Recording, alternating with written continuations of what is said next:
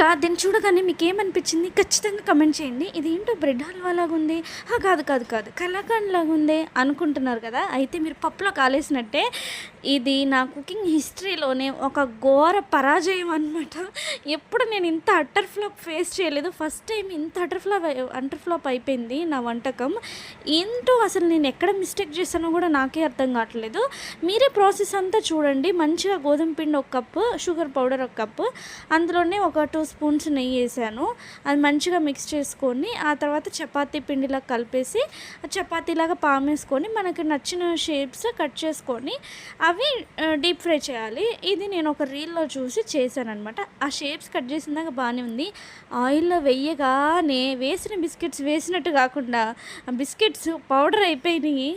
అసలు మా ఆయన చూసి నువ్వు బిస్కెట్స్ ఏనా చేసింది, ఇదేంటి బిస్కెట్ పౌడర్ అయింది అంటున్నాడు.